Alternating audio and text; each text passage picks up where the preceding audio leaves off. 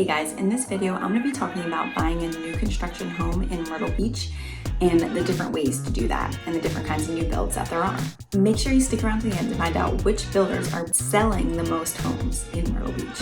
If you are looking for information all about the Myrtle Beach area, including lifestyle, food, fun, the great things and the not so great things, be sure to subscribe to my channel. I'll be putting out new videos every single week. If you don't want to miss a video, be sure to press the button for the notifications. I get calls, texts, emails from people like you every single day looking to move to the Myrtle Beach area. Whether you're ready now, in 30 days or 300 days, whether you're moving from out of state or within the area, please feel free to give me a call. It's never too early to get started. I love to help get you to where you want to go. If you're looking to buy a home, you've probably considered buying a new construction home, especially if you looked in the Myrtle Beach area. And why do I say that?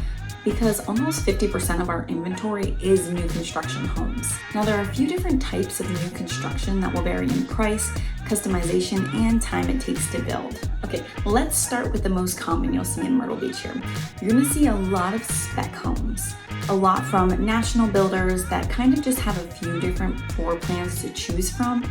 Many times they've already picked out the selections such as flooring, countertops, colors, all that stuff is usually picked out already. They're gonna vary greatly in price depending on the builder, where it's located, and obviously what type of house it is. Some of these spec home builders, they also have different levels, so that will also depend on what type of materials are going to be in the houses. But basically, spec homes are going to be built, but they already have selections made, so there's not a lot of customization. Now, the prices can vary, but you also can get a very affordable home this way just because the builders have it down to a science and they don't have a lot of variation in design, so that helps them keep their costs down. Now, some builders will give you a little more leeway than just a regular spec home, where you will be able to pick out where your lot is in the neighborhood, what floor plan you want, and then in addition to picking that, you may be able to add some upgrades to that floor plan that are already pre-chosen or pre-decided that the builder is willing to offer within that floor plan. So, an upgraded kitchen or an upgraded bathroom, adding in a tub or just a shower, those types of things you may be able to change. Along with being able to pick out selections, you may get a to-be-built home where you can pick out selections.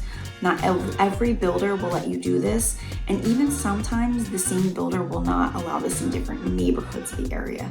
So that's just another type of spec home. Now, again, when you are adding on these upgrades, there may be a base price. So this can get a little more expensive than just purchasing a spec home. You may have to maybe weigh the cost of whether you doing upgrades on your own would make more sense compared to adding the upgrades on with the builder. Now, the third type of new construction home is going to be a completely custom home. So this home is going to be where you choose everything from top to bottom. Now, this is going to be typically the most expensive way to do it because a lot of times you are going to need to buy the lot, whether that is in a residential community or you're purchasing a lot of land with a couple acres. Now, obviously, the larger the plot of land, depending on location, the higher that price is going to be as well. Then you will also need to choose your own builder a lot of times for this, so that can become a process as well. So not only are you choosing the location or the lot, you also are choosing the builder. Now, some custom home builders will have some floor plans for you to look through and customize on your own, and they'll have you work with an architect in order to draw up those plans. Now, again, this way is going to take not only be the most expensive, but it is going to take the longest because you are picking out every detail. And you want to make sure you work with someone who's going to help you through that, because if you've never built a house before, you may not realize what you actually need or what is actually going to work as far as the build and going to look nice. Sometimes something you think in your head may look nice will not actually translate into the home well. So just keeping that in mind, if you're doing a completely custom home, is going to be much more costly depending on the materials you pick, your lot that you choose. Now, when you talk about financing these types of homes, the first two I talked about, like a spec home or any to-be-built home, is going to be able to use any type of loan for the most part.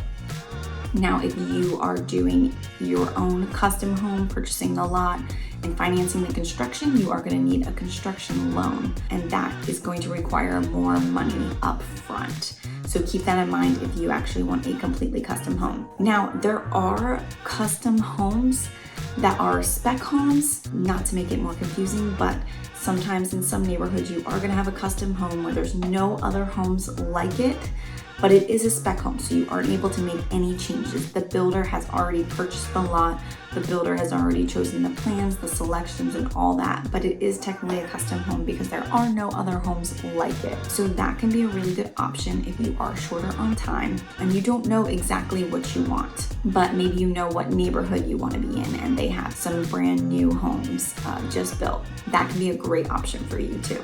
Now, obviously the process for building a new home is going to look different depending on which option you do out of the ones that I just discussed previously, but there is always going to be walkthroughs. It's just going to depend what stage you're starting in. So if you purchase a spec home and it's almost done, you're typically just going to have your blue tape walkthrough.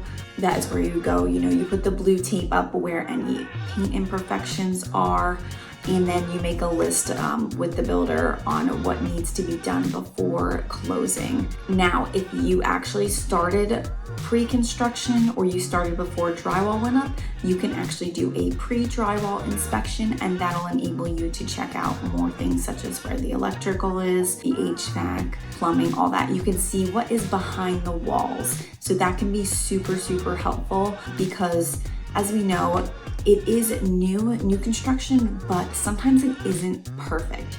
So making sure that you are visiting the home during construction, if possible, if it started soon enough, and getting your pre-drywall inspection, that can be really helpful in the process. What you also want to do when buying a new home is sometime during the blue tape walkthrough and closing, you want to make sure that you get your own home inspection. Now, this is going to have the home inspector check everything. That way you can add it to the final punch list to be done before closing. Now, again, like I said, they are new homes, but they are not perfect. Sometimes mistakes are made, so it's really important to have someone check that out for you. Something you'll also want to be sure you are familiar with is the warranty that's provided by the builder. Now, all builders are typically going to provide some type of warranty. Typical one is going to be a 10-year structural warranty, and a lot of times they will have a 1-year warranty for more minor things. So make sure that you are familiar with what that builder offers and what it is going to cover. Another good thing to do, but you don't have to do, is right before that 1-year mark, after you move in at about 11 months, you want to have another home inspection, just so that you can be sure to put all those things on a list for that 1-year warranty. You don't want that to run out without having them to come back to fix the things that they could fix. Now, when it comes to warranties, the one thing that is not covered is appliances. So be sure that you do sign up for the warranty with the appliance manufacturers. Another thing to know when buying new construction, that most of the time the only appliances included are going to be your range, or your stove, your dishwasher, and your microwave if it comes with one. So you are going to be responsible most of the time for a refrigerator and a washer and dryer in the least. So sometimes you may be able to negotiate these things in. Sometimes if you are building a fully custom home, those are things you're going to basically have allowances for and work that into your budget. But if you are working with a builder that's more like a spec home or to be built home like that, those are typically not going to come with it unless the builder's offering some type of incentive. Now, another great question I get about new construction homes is, can you negotiate new construction prices? And the answer is absolutely yes. Now, especially when builders have a lot of inventory, obviously that's going to give you more opportunity to negotiate on the price. Now, not only are you able to negotiate on the price some instances, you are also more likely to get upgrades or even seller credit towards closing than you are to get an actual price reduction. That way they can still show that they sold the home for this much, yet they may have given you extra upgrades in there. It just doesn't hurt the value of the home itself. So keep that in mind. Now, this is going to vary depending on the neighborhood, the builder, the market as a whole. So If you can't necessarily negotiate it, that's not always a bad thing, but it's always worth a shot, especially if you need a little help with cash to close or something like that. Now, what builders are selling the most homes across the Grand Strand?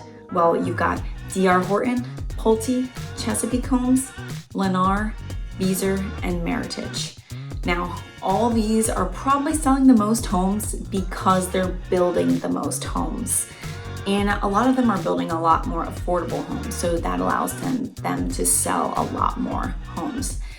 As these big builders, as you can see, they're all like national or regional builders. So they are able to offer better incentives for buyers. So that is why they are able to sell so many homes as well. I've enjoyed sharing with you all you need to know about buying new construction homes in the Myrtle Beach area. I've enjoyed sharing with you all about new construction homes in the Myrtle Beach area. If you found this video helpful, please like it and subscribe to my channel so you don't miss any videos coming out.